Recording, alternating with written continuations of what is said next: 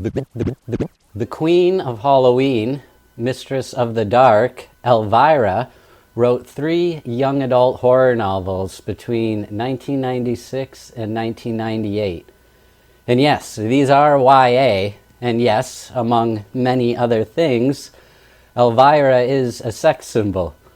But to better understand this combination, you should better understand Cassandra Peterson, the woman behind Elvira.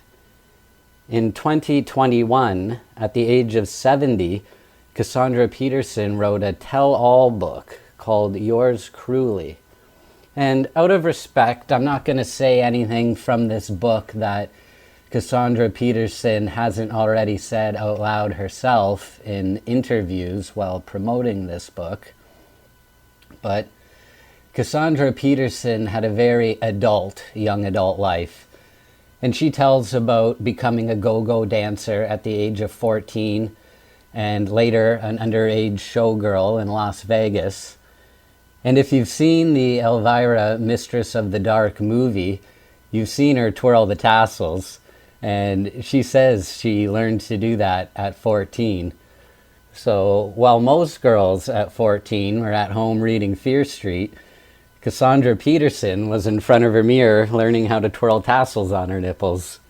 But despite the names she was called, well, don't jump to any conclusions until you read this book. And while YA is generally geared towards readers 12 and up, these, I think, were meant more for the high school seniors, the teenagers who have snuck into an R-rated movie or stayed up late watching HBO on cable TV. They're all perverted, dirty jokes, sleazy and trashy, but that's Elvira's shtick, right? And the gore. You may have heard Elvira describe gore before, just satirically over the top and graphic to the point of being juvenile. And it works well here. These are juvenile horror comedies. And they're so self-aware that they're YA. The amount of times the word teenagers appears in these books is self-parody in itself. Same with high school. It's never the students leaving school. It's always the teenagers pouring out of the high school or trying to find her friends, but all she could see was teenagers. It's hilarious and very fitting. So these were written with the late John Paragon, who was Cassandra Peterson's longtime writing partner. He also wrote for Pee-wee's Playhouse and acted in the show as Jambi, the genie. And she mentions writing these books with him in Yours Cruelly and talks about them writing jokes together for Elvira. They were really close, and he was even the godfather of Elvira's child. So together they form the one and only glamour ghoul extraordinaire, Elvira. And you can tell this is authentic Elvira. This is Elvira's voice 100%. This isn't just something starring Elvira. No, this is Elvira. A perfect extension of the Elvira on screen.